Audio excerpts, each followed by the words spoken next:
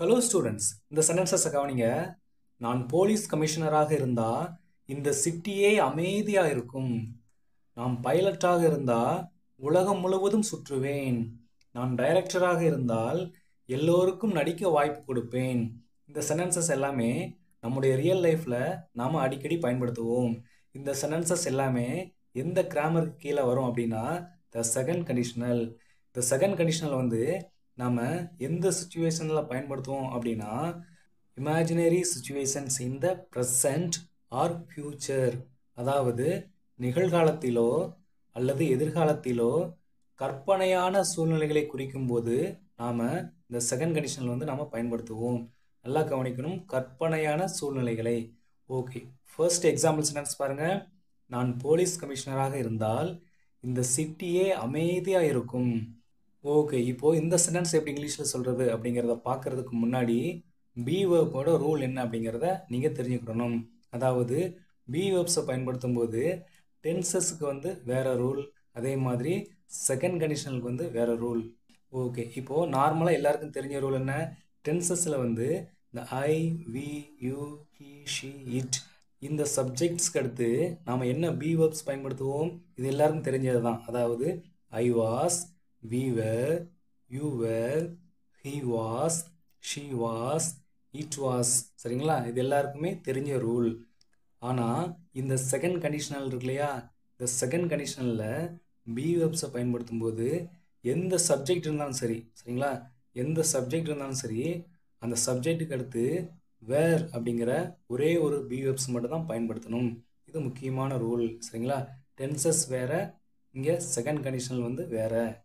எதுக்கு இந்த மாதிரி வேறு வேறு ரூல்ஸ் இருக்குது அப்படின்னா, டென்சஸ் வந்து நாம் உண்மையான நிகழ்வுகளை சொல்வதற்காக பயன்படுத்துவோம். அதே இது செகண்ட் கண்டிஷனல் வந்து கற்பனையான நிகழ்வுகளை சொல்வதற்காக பயன்படுத்துவோம். அதனால் இந்த இரண்டுக்குமே வேறு வேறு ரூல்ஸ்.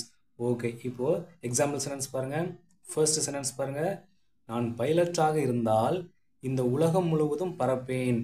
இது எப்படி சொல்கிறது? கற்பனையில் சொல்கிறது. சரிங்களா? நான் பைலட்டாக இருந்தால் இந்த உலகம் முழுவதும் பறப்பேன். அதனால் இங்கே வந்து நம்ம என்ன பயன்படுத்தணும்? செகண்ட் கண்டிஷனில் வந்து பயன்படுத்தணும். அந்த ரூல்ஸை இங்கே வந்து அப்ளை பண்ணணும். ஓகே, ஃபர்ஸ்ட் வந்து நான் இருந்தால், இது எப்படி சொல்கிறது? இஃப் ஐ வேர். இப்போது இந்த வேர் அப்படிங்கிற பி வேர்ப் வந்து நார்மலாக பாஸ்ட் சுச்சுவேஷனை குறிக்கும். ஆனால் இங்கே இஃப் ஐ வேர் அப்படின்னா இப்போது ப்ரெசண்ட்டில், சரிங்களா, இப்போது ப்ரெசண்ட்டில் நான் பைலட்டாக இருந்தால், ப்ரெசண்ட்டை குறிக்கும். சரிங்களா? ஓகே, நெக்ஸ்ட் பாருங்கள். என்னவாக இருந்தால்? பைலட்டாக. அப்போது பைலட். என்ன செய்வேன்? செகண்ட் சென்டென்ஸ் பாருங்கள். இந்த உலகம் முழுவதும் பறப்பேன். இப்போது இந்த செகண்ட் சென்டென்ஸுக்கு சென்டென்ஸ் ஸ்ட்ரக்சர் என்ன அப்படிங்கிறத நீங்கள் தெரிஞ்சுக்கிடணும். என்ன அப்படின்னா subject plus would plus verb on. Okay, இப்போது செகண்ட் சென்டென்ஸில் சப்ஜெக்ட் என்ன? நான் உலகம் முழுவதும் பறப்பேன். அப்போது ஐ. நெக்ஸ்ட்டு வந்து வேர்ப் என்ன? பறப்பேன். சரிங்களா? அதில் பற அப்படின்னா என்னது? ஃப்ளை. பறப்பேன் அப்படின்னா would fly. அப்போது ஐ would fly. நான் பறப்பேன். சரிங்களா? எங்கே? இந்த உலகம் முழுவதும். அப்போது around the world. If I were a pilot I would fly around the world. நான் பைலட்டாக இருந்தால் இந்த உலகம் முழுவதும் பறப்பேன். ஓகே, அடுத்த சென்டென்ஸ் பாருங்கள். நான் டைரக்டராக இருந்தால் எல்லோருக்கும் நடிக்க வாய்ப்பு கொடுப்பேன். ஓகே, ஃபர்ஸ்ட் சென்டென்ஸ் பாருங்கள். அப்போது நான் இருந்தால், இப்போது ப்ரெசண்ட்டில், சரிங்களா, ப்ரெசண்ட்டில் ஒரு ஆளாக இருந்தால், அது எப்படி சொல்கிறது? இஃப் ஐ வேர் என்னவாக இருந்தால்? டைரக்டராக. அப்போது அ டைரக்டர். நான் டைரக்டராக இருந்தால் என்ன செய்வேன்? எல்லோருக்கும் வாய்ப்பு கொடுப்பேன். இப்போது செகண்ட் சென்டென்ஸோட ஸ்ட்ரக்சர் என்ன? Subject would plus verb on. Okay, இப்போது செகண்ட் சென்டென்ஸில் சப்ஜெக்ட் என்ன? ஐ. சரிங்களா? நான் எல்லோருக்கும் வாய்ப்பு கொடுப்பேன். ஓகே, அடுத்து verb என்ன? கொடுப்பேன் அப்படிங்கிறதா அங்கே வந்து verb. அப்போது கொடு அப்படின்னா கிவ், கொடுப்பேன் அப்படின்னா would give. அப்போது ஐ would give. நான் கொடுப்பேன். என்ன கொடுப்பேன்? வாய்ப்பு. அப்போது a chance. யாருக்கு? எல்லோருக்கும். அப்போது to everyone. If I were a director I would give a chance to everyone. Okay, அடுத்த சென்டென்ஸ் பாருங்கள். நீ என் கூட இருந்தால் நான் சந்தோஷமாக இருப்பேன். கற்பனையில் சொல்கிறது. அப்போது நீ இருந்தால் இதை எப்படி சொல்கிறது?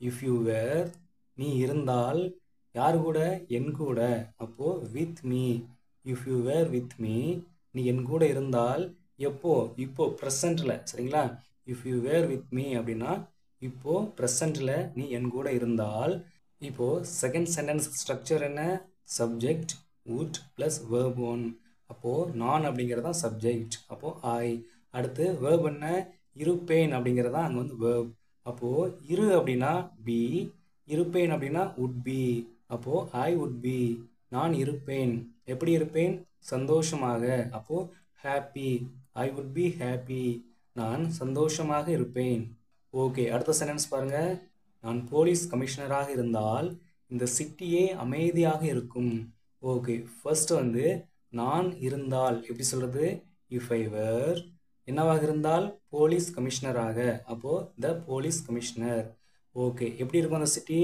இந்த சிட்டியே அமைதியாக இருக்கும் இப்போ செகண்ட் சென்டென்ஸ்ல ஃபர்ஸ்ட் வந்து சப்ஜெக்ட் என்ன இந்த சிட்டி அப்போ திஸ் சிட்டி ஓகே இப்போ செகண்ட் சென்டென்ஸ்ல வேர்ப் என்ன லாஸ்ட்ல பாருங்க இருக்கும் அப்படிங்கிறது தான் இங்க வந்து வேர்ப் அப்போ would be எப்படி இருக்கும் அமைதியாக அப்போ peaceful if I were the police commissioner the city would be peaceful நான் போலீஸ் கமிஷனராக இருந்தால் இந்த சிட்டியே அமைதியாக இருக்கும் ஓகே இப்போ நெக்ஸ்ட் சென்டென்ஸ் பாருங்க நீங்க என் டீச்சராக இருந்தால் நான் சீக்கிரம் ஆங்கிலம் கற்றுப்பேன் ஃபர்ஸ்ட் வந்து நீங்க என் டீச்சராக இருந்தால் இது எப்படி சொல்றது if you were my teacher இது வந்து எப்போ இப்போ ப்ரெசண்ட்டில் சரிங்களா if you were my teacher நீங்கள் என்னுடைய டீச்சராக இருந்தால் நான் என்ன செய்வேன் நான் சீக்கிரம் ஆங்கிலம் கற்றுப்பேன் இந்த சென்டென்ஸை எப்படி சொல்கிறது அப்படின்னு உங்களுக்கு தெரிஞ்சால் காமெண்ட்ல நீங்கள் இப்போவே டைப் பண்ணலாம்